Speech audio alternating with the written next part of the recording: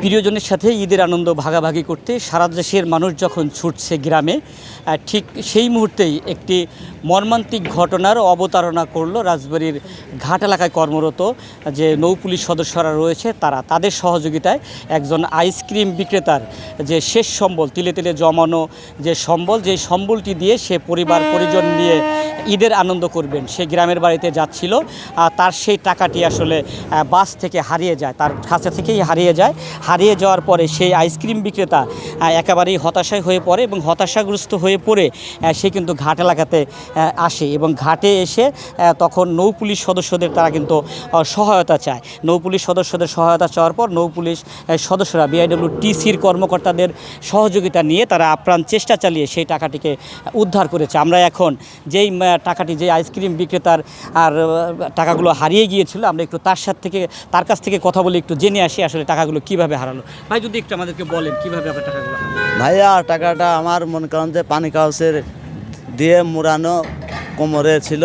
ওই বাসের ভিতরে উঠছিলাম, ওঠার পরে যেভাবে হোক টাকাটা আমার কোমর থেকে বেড়ে গেলে হোটেলে খাতে যায় এখন কোমরে হাত দিয়ে দেখি আমার টাকা নাই। তখন ভাই আমার মাথায় আর কোনো কাজ করেনি।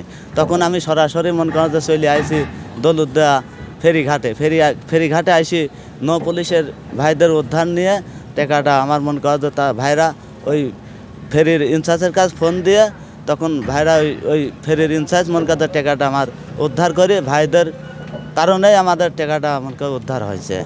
2 দিন পরে ঈদ, আপনি তো বাড়ি যাচ্ছিলেন, এই টাকাটা দিয়ে আপনার কি করার ইচ্ছা ছিল? এই টাকাটা নিয়ে ভাইয়া আমার মেয়ে ছেলের কাপড় চোপড়, ঈদের বাজার সদাই এগুলা করে মন করেন যে ঠিকভাবে ঈদটা আমার বাই করার ইচ্ছা আর কি। আপনারা শুনছিলেন যে টাকার মালিক, যে টাকাগুলো হারিয়ে গিয়েছিল, তিনি বর্ণনা দিচ্ছিলেন। আমরা আসলে একটু এবার দৌলতদিয়া নৌপুলিশ ফাঁড়ির যিনি আইসি রয়েছেন তার কাছ থেকে একটু জেনে আসি টাকাগুলো আসলে কিভাবে উদ্ধার হলো এবং এই যে অনেকগুলো কাজের মধ্যে একটি ভালো কাজ, আজ এই কাজটি করে তারা আসলে কী ধরনের তৃপ্তি পেলেন, আনন্দটা কি, তার কাছ থেকে একটু জেনে আসি। দাদা, যদি একটু বলেন, এই যে একটি মানুষের টাকা। জি, ধন্যবাদ আপনাকে। আমরা দৌলতদিয়া নৌপুলিশ, আমরা এই নৌপথের নিরাপত্তার পাশাপাশি আইন শৃঙ্খলা পরিস্থিতি নিয়ন্ত্রণে আমরা কাজ করে থাকি আমাদের ঊর্ধ্বতন স্যারদের নির্দেশনা মতে। আসন্ন ঈদ উল ফিতর উপলক্ষে আমরা এই ঘাটকেন্দ্রিক এবং লঞ্চ টার্মিনালে আমাদের 24 ঘন্টাই আমাদের ডিউটিতে পুলিশ সদস্যরা নিয়োজিত আছে। তারই ধারাবাহিকতায় আজকে দুপুরবেলার দিকে 12টার পরে এই ভদ্রলোক এসে জানালেন যে তিনি একটি সূর্যমুখী পরিবহন গাড়ি থেকে ভুলবশত নেমে যাওয়ার পথে তার যে কুলপি মালাই বিক্রি করার সহায় সম্বল যা ছিল সকল টাকাই ওই গাড়ির মধ্যে ছিল। যে টাকাটি গাড়ি বর্তমানে ফেরিতে উঠে পাটুরিয়ার উদ্দেশ্যে চলে যাচ্ছে। যদি আমরা চেষ্টা করি তাহলে তার এই সহায় সম্বল, যে টাকা দিয়ে তিনি বাড়িতে গিয়ে ঈদ করবেন, এই টাকাটাই গাড়িতে চলে যাচ্ছে ফেরিতে।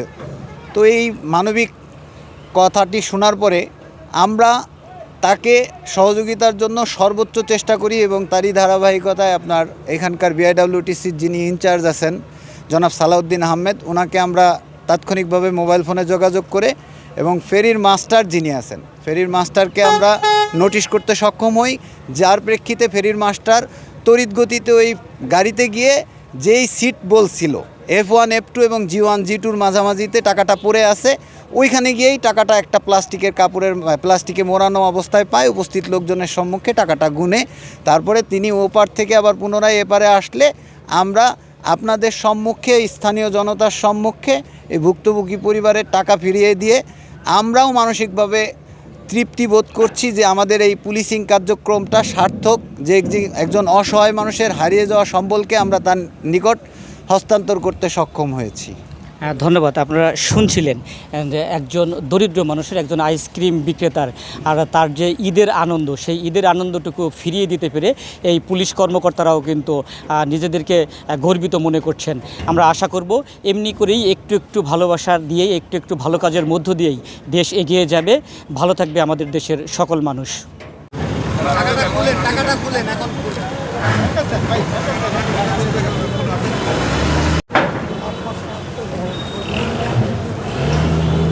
মাছ ধরে স্যার কাজ করে টাকাগুলো গোছাই।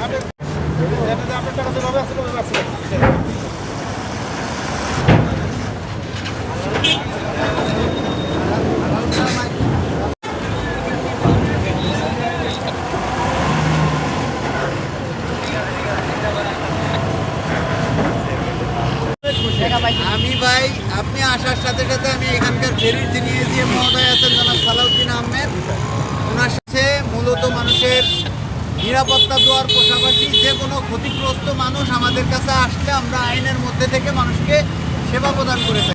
ছাড়িয়ে গেছে তখন আমি আপনাকে বলাতে আপনার সাথে সাথে ওনার সাথে কথা বলে সেটাই ভাই